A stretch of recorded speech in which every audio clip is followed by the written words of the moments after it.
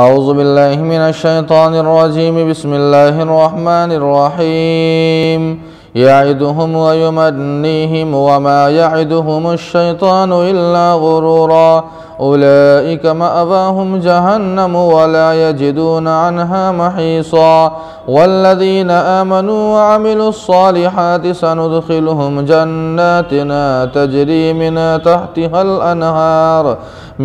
تحتها الأنهار خالدين فيها أبدا وعد الله حقا ومن أصدق من الله قيلا ليس بأمانيكم ولا أماني أهل الكتاب من يعمل سوءا يجز به ولا يجد له من دون الله وليا ولا نصيرا ومن يعمل من الصالحات من ذكر أو أنثى وهو مؤمن فأولئك يدخلون الجنة ولا يظلمون نقيرا۔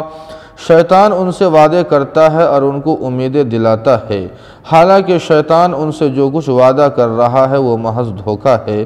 ان کا ٹھکانہ دوزخ ہے اور وہ اس سے بھاگنے کی کوئی جگہ نہ پائیں گے۔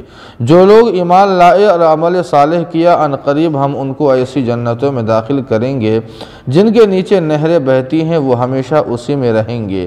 اللہ کا وعدہ سچا ہے اور اللہ سے بڑھ کر کس کی بات سچی ہو سکتی ہے؟ نہ تمہاری آرزوؤں پر موقوف ہے اور نہ اہل کتاب کی آرزوؤں پر، بلکہ جو بھی برائی کرے گا اس کی سزا پائے گا اور اللہ کے مقابلے اسے کوئی دوست اور مددگار حاصل نہ ہوگا۔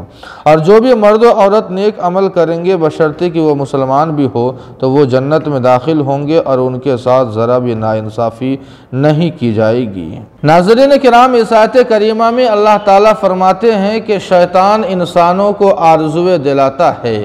آرزویں دلانے سے مراد یہ ہے کہ شیطان گناہوں کو خوبصورت اور پرکشش بنا کر انسان کے سامنے پیش کرتا ہے اور اس کے عقلی اور اخلاقی جواز کے دلائل ذہن میں ڈالتا ہے۔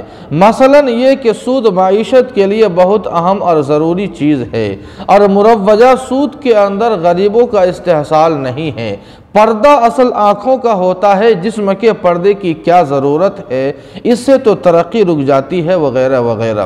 اللہ تعالیٰ فرماتے ہیں کہ یہ سب شیطانی دھوکہ ہے اور جو انسان شیطان کے دھوکے میں پڑ کر اپنی زندگی کو برباد کر لے گا اس کا ٹھکانہ جہنم ہے اور جہنم سے بچنے کے لیے کوئی راستہ نہیں پائے گا۔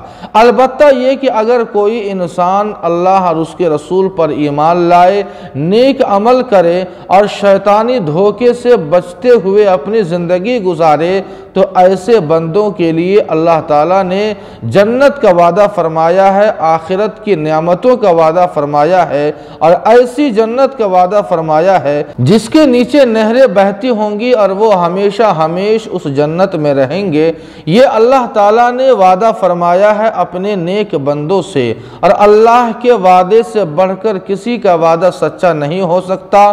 اللہ کی بات سے بڑھ کر کسی کی بات سچی نہیں ہو سکتی، اس لیے ہمیں اللہ کی باتوں پر یقین ہونا چاہیے۔ آگے اللہ تعالیٰ فرماتے ہیں کہ ایک بار عیسائیوں اور مسلمانوں کے درمیان اختلاف ہو گیا، بحث ہو گئی اور دونوں نے دعویٰ کر دیا کہ ہم جنت میں جائیں گے۔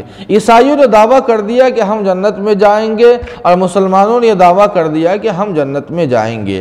اللہ تعالیٰ نے اسی کا جواب دیتے ہوئے ارشاد فرمایا ہے کہ دیکھو، آخرت کا جو بھی فیصلہ ہوگا وہ تمہاری تمنا، آرزو اور دعوے پر نہیں ہوگا، بلکہ وہاں کا فیصلہ اعمال کے اوپر ہوگا۔ لہٰذا اگر تمہارے اعمال اچھے ہوں گے تو اللہ تعالیٰ اسی کے مطابق فیصلہ کرتے ہوئے تمہیں جنت عطا فرمائیں گے، اگر تمہارے اعمال برے ہوں گے تو اسی کے مطابق فیصلہ کرتے ہوئے تمہیں جنت میں ڈال دیں گے۔ اس لیے صرف تمنا، آرزو اور دعویٰ کرنے سے کام نہیں چلے گا، بلکہ ہر انسان اپنے اعمال کے اوپر نظر رکھے۔ آگے اللہ تعالیٰ فرماتے ہیں کہ مرد و عورت میں سے جو کوئی بھی عمل کرے، چاہے اچھا عمل کرے یا برا عمل کرے، دونوں اپنے اپنے اعمال پر جزا اور سزا کے مستحق ہوں گے۔